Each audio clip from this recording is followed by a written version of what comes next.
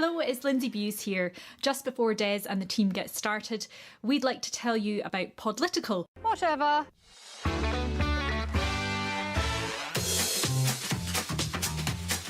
It's Breaking the News with Des Clark.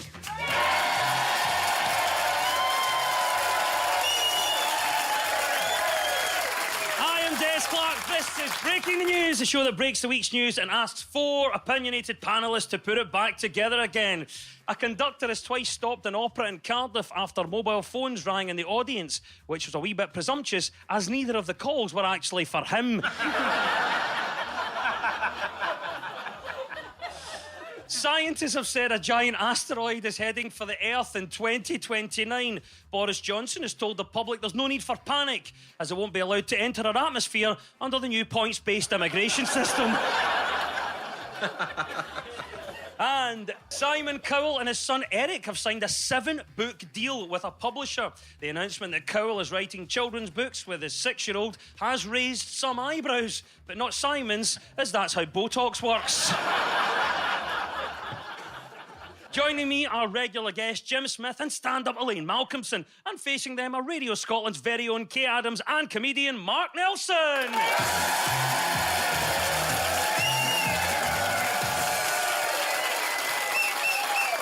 So this is the Broken News Round, where the teams have to guess two major stories of the week that have been mashed together into one single news headline. So Kay and Mark, can you tell me the first story? A local authority has apologised after The Health Secretary, Matt Hancock, appeared at a hotel in the Canary Islands. Renfrewshire Council, Are now making contingency plans for a full-blown pandemic. but local MP Mary Black has defended it as a great day. Well, I think by the word pandemic, it is the coronavirus. It's the news that coronavirus, COVID-19, is rapidly spreading outside China, with sporting fixtures now cancelled, exclusion zones in parts of Italy, several schools closed south of the border, although officials in Scotland have confirmed that if coronavirus does indeed hit Scotland, John Smeaton is on standby to boot it in the boss. You have been warned, coronavirus. This could be quite good for Scotland because they've cancelled the Six Nations games this weekend that Italy are involved in. So I reckon all this will need is another 40 countries to have massive outbreaks and we'll win Euro 2020.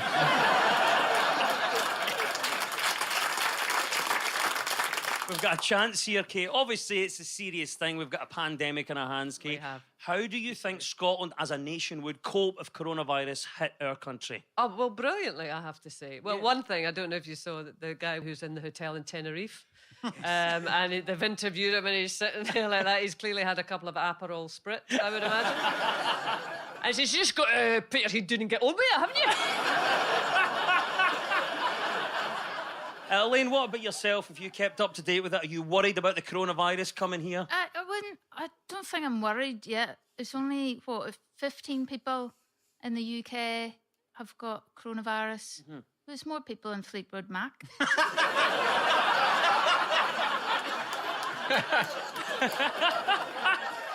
Well, that just highlights our inability to contain Fleetwood Mac.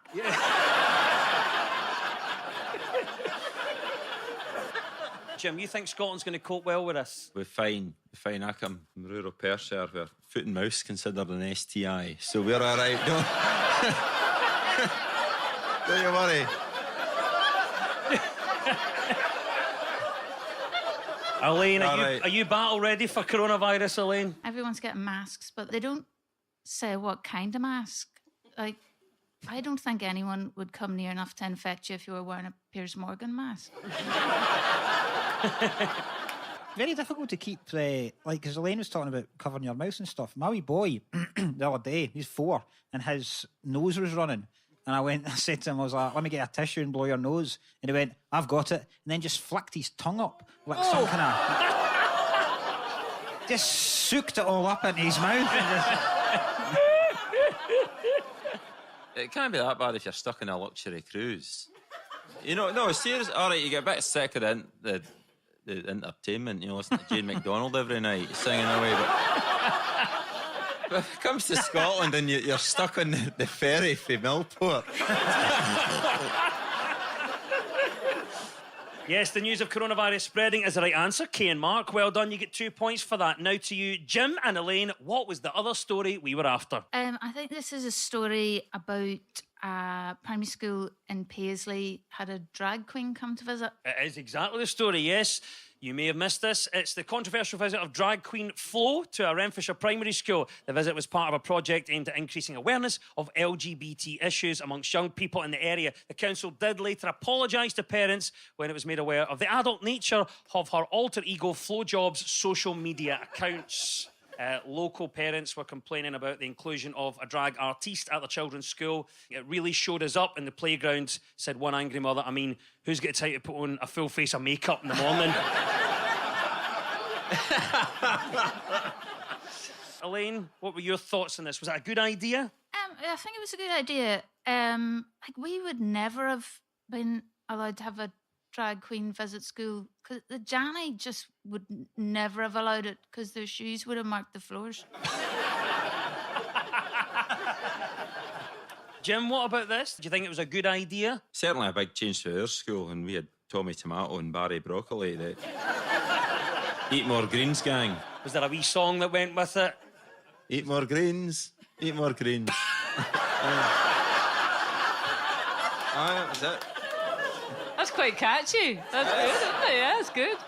It's all about lived experience these days, isn't it? You want people to come and speak to children who've got lived experience rather than like teachers who are telling you as a third party. Which, I mean, we didn't have that at our school either. I mean, I certainly hope that we didn't because it was our chemistry teacher who did the sex education with 3 little plastic ducks. And I'm really hoping that wasn't his lived experience. Because that would be really sad, wouldn't it? Oh, what's your take on it, Mark? I don't see the problem. Honestly, don't. At my primary school, we had big women with stubble. We would call them dinner ladies.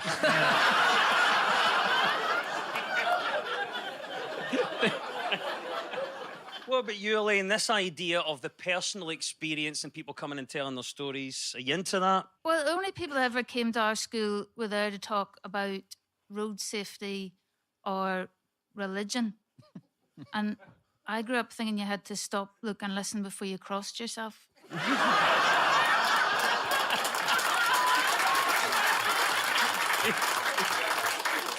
Yes, of course, we got the story absolutely right. This is about the visit of Flo, the drag queen, to the school in Paisley. Asked for comment, one person said, "It's horrifying and an affront to nature. I really think you should have to be at least 18 before you're exposed to Paisley." Well done, Jim and Elaine. You get 2 points for that. That was, of course, the mashup of coronavirus and drag queens. And at the end of that round, the teams are all square.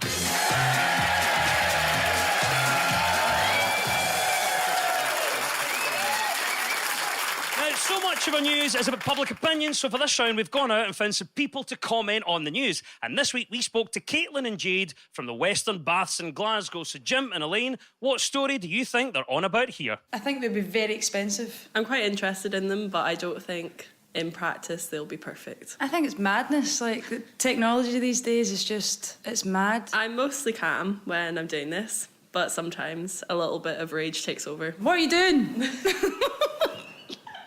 Is it something about a Jaguar Land Rover? Or they're saying they'll be starting electric cars, self-driving cars. Yeah, not just electric cars. Probably got self-driving cars on That's the roads it. next year. Jim, are you having a breakdown yourself, mate? Yeah. Somebody self-driving you, just saying words. That's. Can we recharge, Jim, at some point here? So, you've given me the right answer. It's the news that this time next year you could be sitting in a driverless car as Jaguar have announced they're releasing a fully electric self-driving Land Rover in 2021. Driverless cars are capable of making hundreds of calculations every second, including when exactly to speed up at an amber light. So, Jim, what about this idea? Can you see it? What about driverless tractors for you, mate? Well, that happens in the field. That's that. Can I just say, this is the first time Jim's not driven to the gig. He got the train, and I think he's absolutely steaming.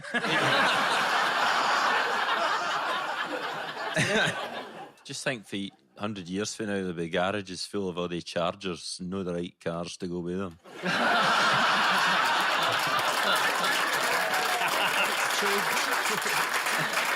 Elaine, what about yourself? This idea of driverless cars, would you trust them? A robot to drive you about? Could you put your faith in that? I mean, it'll be fun until someone hacks your car and every time you get in it, it takes you to Dundee.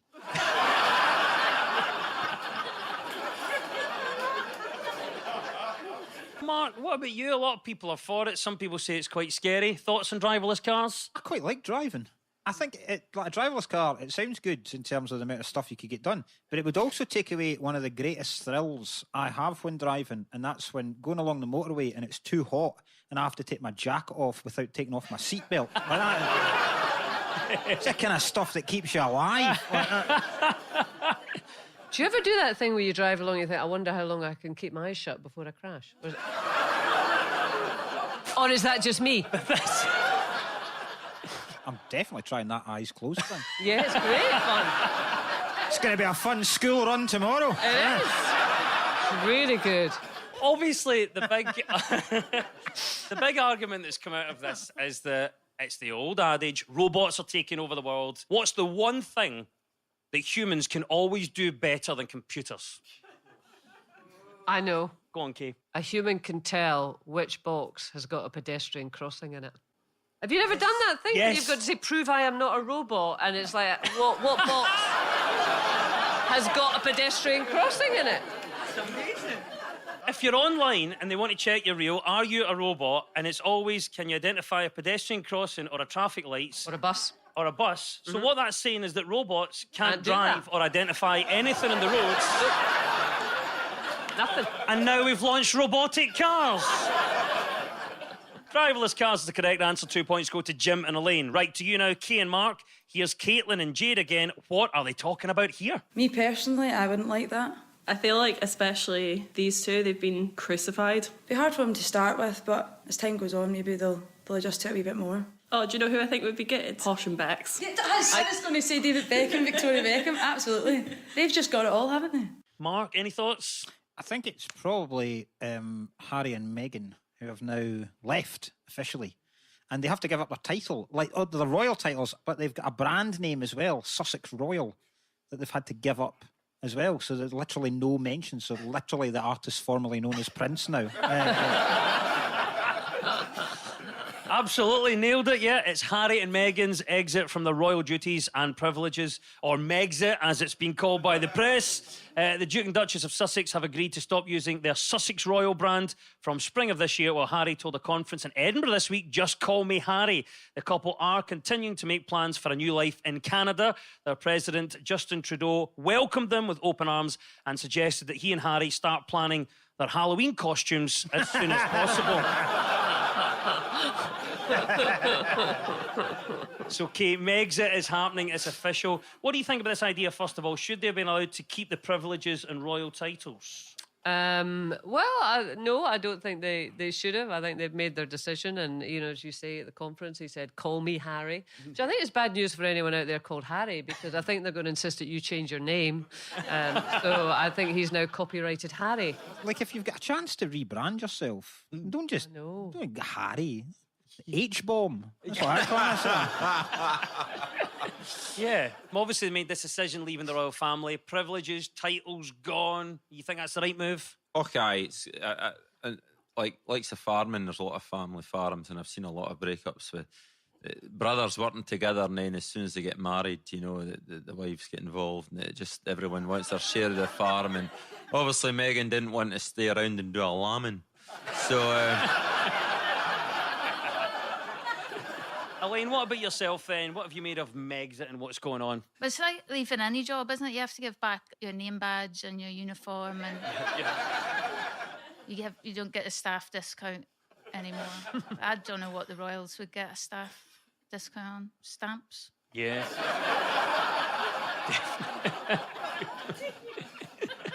Nobody's thought about this. And what do you think about their new life in Canada? How do you think that's going to go for them? I think it'll be pretty much the same, except every New Year's Day, Harry will shoot a beaver instead of a fox.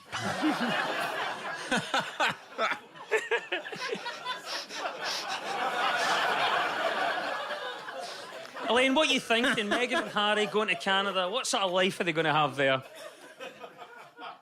I think they'll get by. Jim, what about yourself? Any thoughts on this Canadian life for Meghan and Harry? No, I've said everything I want to say.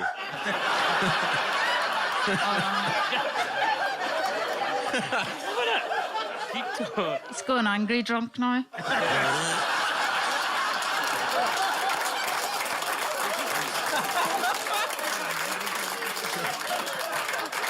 What it means, though, with Meghan and Harry being away, stepping back from frontline royal duties, there's now a gap in the royal family for some new senior royals.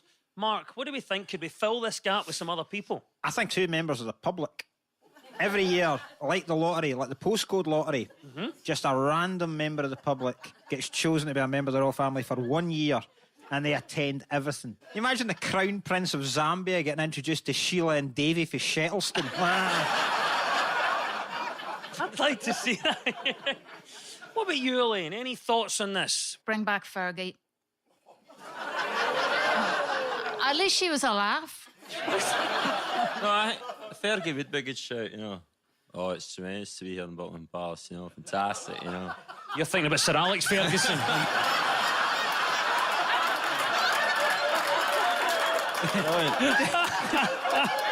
You realise you did an impression of Alan Hansen there? So there we have it. Our panel have nailed it. Megs, it is the correct answer. And 2 points go to Kay and Mark.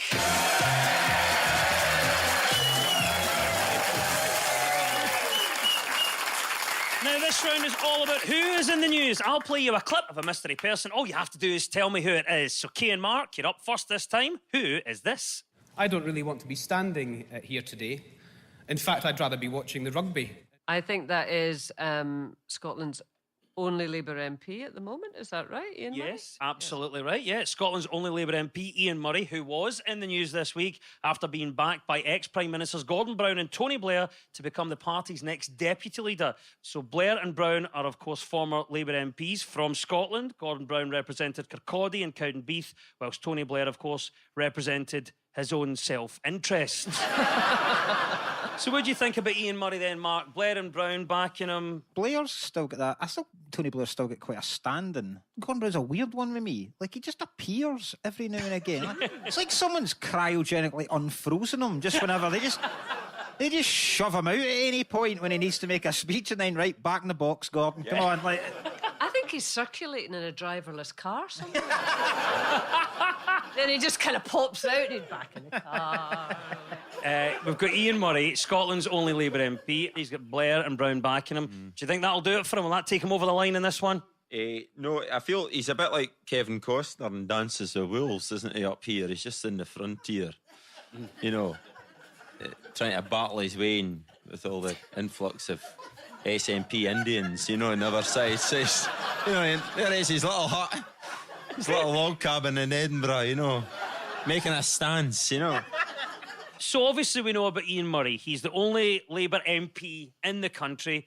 He's got a monopoly on being a Labour MP in Scotland. What would you like to have a monopoly on in Scotland? Well, I'd like to have total control over Jim because I think he needs somebody to look after him. It's all right, Kay.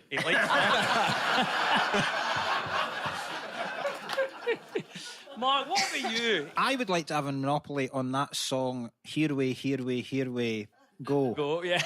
Because, and how folk had to pay me every single time that was sung. Because it's, like, I heard it at a funeral once.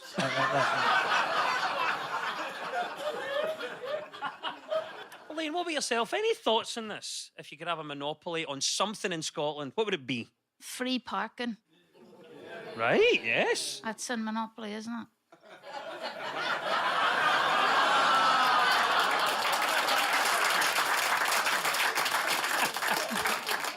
Ian Murray, of course, the last remaining Labour MP in Scotland. Concerned conservationists are desperately trying to raise enough money to fly him to Wales to try and find a successful mate. Good luck with that, guys.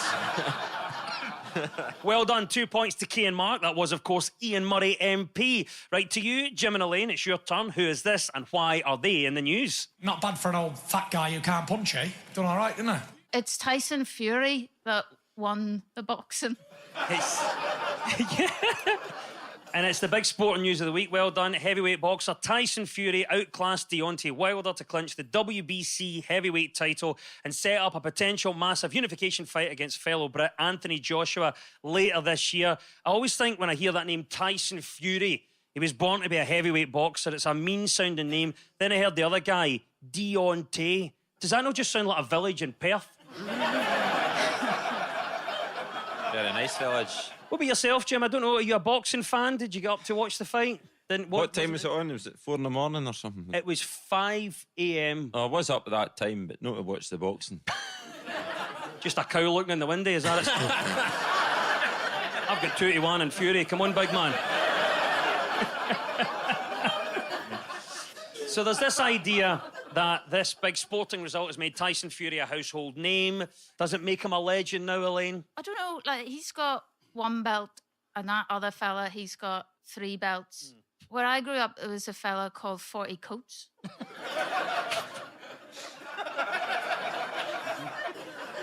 40 Coats. Okay, what about it? It's one of these stories they call a crossover, so non-sports fans have heard about it all across the world.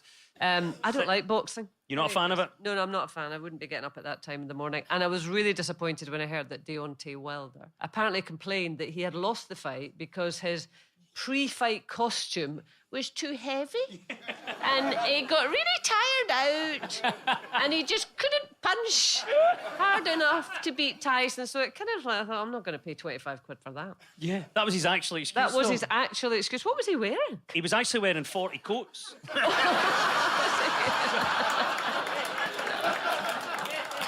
Well, there you go. So what do you think? Are you a boxing fan, Mark? I love it. I got up at 5 in the morning. Did you? Yeah. It was amazing. It was good. Because It was great. for context, Tyson Yeah. Fury was a big underdog in this one, even though... Yeah, he's gone through a lot of personal problems. They were talking about he'd ballooned to something like 16 or 17 stone. And then you go, wow, that's impressive. And then I start to go, my God, I almost weigh that after the Christmas holidays. This is like... I could fight Deontay Wilder. He's also proud of his nickname. He gave it to himself. He is the Gypsy King. If you were to have a boxing-style nickname, what would it be and why? Jim? Chuck Norris II. Now, obviously, people in the audience can see that Jim bears a very strong resemblance to Chuck Norris. That's where it ends, you know. I can't do any of the moves, you know. You don't do any of the kung fu or karate stuff? The only chop I'd do is lamb chop. What are you thinking, Elaine? Any ideas for your nickname? What would it be? Airport security, because I'd be having all your belts.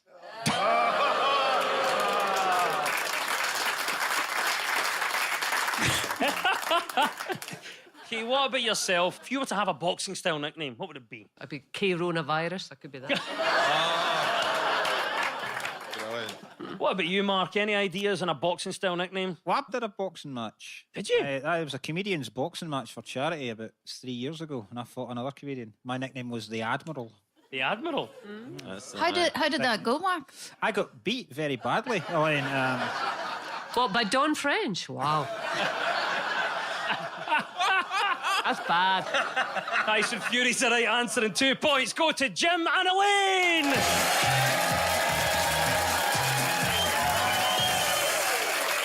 And here we are at our final quickfire round, which is all about deciphering the numbers in the news. I will read out the headline. All the teams have to do is fill in the blanks. So get ready, teams. When we run out of time, you'll hear this. Would one of our panellists like to explain that racket? Kay. That wasn't me, was it? That was you. Was that on my Radio turkey Scotland. impersonation? What was it? My turkey impersonation. It was. That's even better than I thought it was, actually. Yeah. I'm really pleased with that. I watched really the good. video footage of it as well. You had to take off your headphones. I know. 3 hours of radio, and that was a highlight. So there we go. That is the klaxon, but fingers on buzzers. Let's kick it off with the first question. 1 in 10 millennials believe what? In the mortgage fairy. 1 in 10 millennials believe in what? The future. 1 in 10 millennials believe in what? VCRs are made up.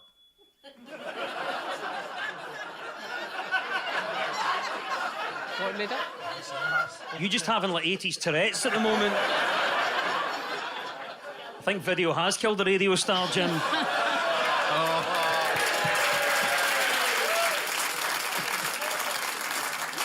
I can give you the right answer in this one. 1 in 10 millennials believe that the Earth is flat. Next one. What did 31 lords claim last year? Expenses for all that leaping they do at Christmas. What did 31 lords claim last year? That they were awake. What did 31 lords claim last year? It wasn't me in that club at 3 in the morning. What did 31 lords claim last year? Expenses more than an MP's take-home pay. Is exactly the right answer, yes. MPs are taking home 79 grand and a bit, and 31 lords claimed even more than that in expenses last year. OK, next one. What can be seen by a satellite 450 miles up in space? Jim getting chased by his sheep. It's usually the other way around. I didn't want to say that, Jim. What can be seen by a satellite 450 miles up in space? Tyson's Fury. What can be seen by a satellite 450 miles up in space? The answer is that potholes in Scotland can be seen by a satellite 450 miles up in space, but apparently by no councillors anywhere in Scotland.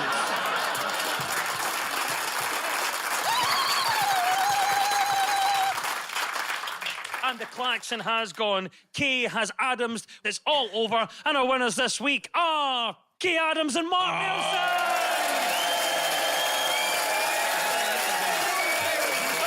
Commiserations to Elaine Malcolmson and Jim Smith.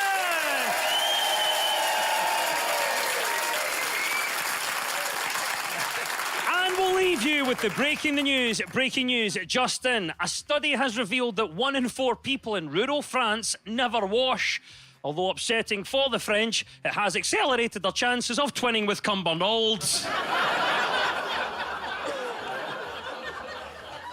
The owner of Cadbury's is working on a milk-free dairy milk bar. They say it'll be suitable for vegans, the lactose intolerant, and those with no joy in their souls.